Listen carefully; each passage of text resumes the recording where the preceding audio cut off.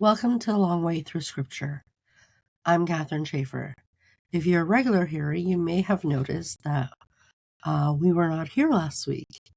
I came down with a flu, as you can probably still hear my voice, and was unable to record. So we are picking up where we left off. We are not behind and we are not late. So this is a slow week, a week walk through the Bible, taken without rush or pressure. Each week we'll gently orient ourselves to where we are in Scripture. So that's what we're going to do today. What kind of ground we're walking on, and one simple reflection to carry with us as we read. This isn't a daily reading challenge or a checklist. You can start wherever you are, move at your own pace, pause when life gets full, or return later. There's no catching up required here, just the invitation to stay with the text, one passage at a time. And I'm really glad you're here. So let's begin. We are picking up at week 10, Deuteronomy, chapters 1 to 17, remembering before moving forward. So as we enter the book of Deuteronomy, the story pauses again, but in a different way than it has before. This is not the stillness of Leviticus or the wandering tension of Numbers. Instead, Deuteronomy feels like a long breath taken before the next step forward. The people are standing on the edge of the land that has been promised to them. The wilderness years are now behind them, though the memory of that journey still lives close to the surface. A new generation stands here, one that did not see Egypt with their own eyes. It did not stand at the Red Sea when the waters parted. They have grown up hearing the stories of what God has done. They have lived through the wilderness. But the beginning of the story belongs to their parents. So Moses begins to speak. The book of Deuteronomy unfolds as a series of reflections, almost like a long conversations before a transition. Moses looks back over the journey the people have taken and tells the story again, not because they have forgotten everything, but because remembering shapes how they move forward. Memory matters in Scripture. The people are constantly invited to remember where they came from, what God has done, and how the relationship between God and His people has been formed along the way. Forgetting would make it easy to believe that the future depends entirely on their own strength. Remembering reminds them that their story has always been carried by something greater. As Moses retells the journey, he does not skip the difficult parts. He speaks honestly about the moments when fear took hold of the community, about the time when they stood at the edge of the promised land and chose not to enter.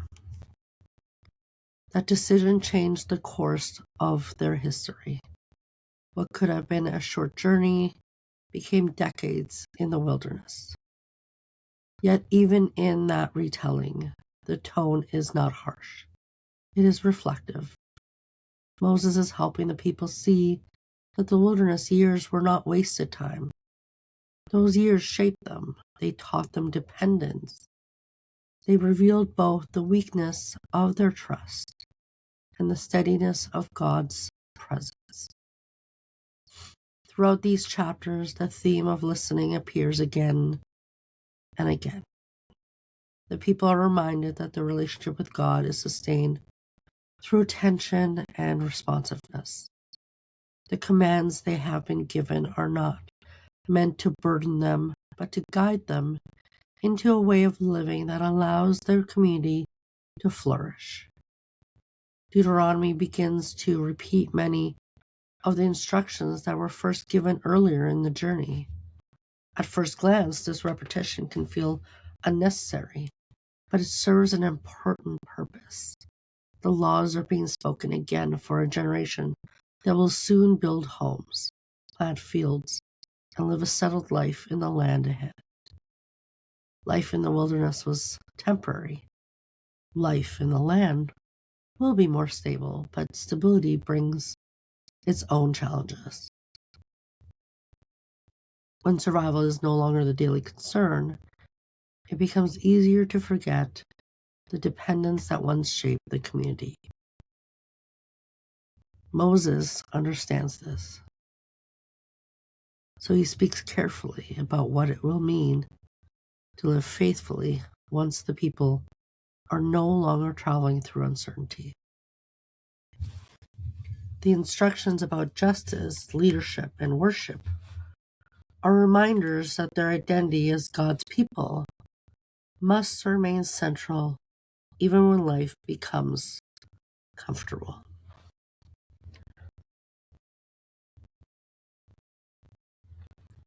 The law, in this context, is not simply about rules. It is about orientation. It reminds the people who they are and whose they are. As the chapters continue, Moses speaks about the importance of justice within the community. Judges are appointed to help settle disputes. Leaders are reminded to rule with humility and fairness. And the people are encouraged to care for one another in ways that reflect the character of the God who has led them. And these instructions are deeply practical. They show that faithfulness to God is not confined to sacred spaces or religious ceremonies.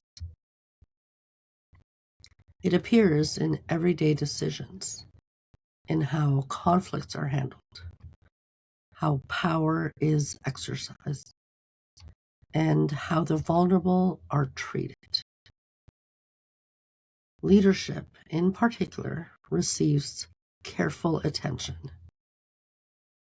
The roles of judges, priests, and future kings are described in ways that emphasize responsibility rather than privilege. Those who lead are meant to remember that they serve under God's authority, not above the people they guide. This vision of leadership reflects something important about the community God is forming. Authority is never meant to detach leaders from humility. Instead, it is meant to keep them attentive to the covenant that binds the entire community together. There's also an undercurrent of anticipation in these chapters. The land lies ahead, not far from where the people now stand. The long wilderness journey is drawing to a close, yet before they cross into that new chapter, Moses wants them to see the bigger picture of their story. They are not simply a group of travelers arriving at a destination.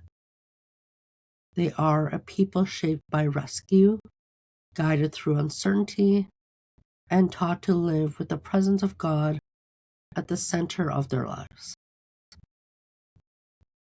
The wilderness formed them, the law shaped them, and now the future waits for them.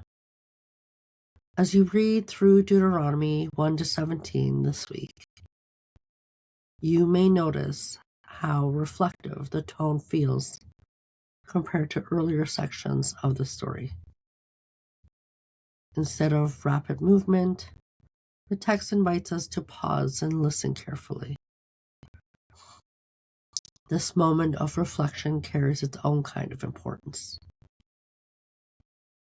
Before stepping into something new, it is often necessary to look back and understand the path that brought us here. The people are being reminded that the story of their lives is not random. It is part of a larger narrative that God has been guiding from the beginning. The reflection to carry with you this week is this. Sometimes the most important step forward begins with remembering where God has already led us. As you read these chapters, allow yourself to notice how the story holds both past and future at the same time. The wilderness is behind them, but its lessons remain. The promise lies ahead, but the people carry the wisdom of the journey with them. Stay with the remembering, reflection, with the understanding that the road ahead is strengthened by the faithfulness that has already carried the story this far. And that is where this portion of the journey leaves us. Standing at the edge of promise, remembering the path behind us, and preparing to move forward once again. As you move into the reading this week, remember there's no rush. Read slowly, read a little at a time, or simply sit with the passages if that's what the week allows. Scripture doesn't ask us to perform, it invites us to remain. Everything connected to this journey lives in the show notes, the full reading plan, the free 5-day Start Here guide, and ways to support the podcast through Patreon if you'd like to help this project continue. Think of it as the little ecosystem that holds this whole journey together.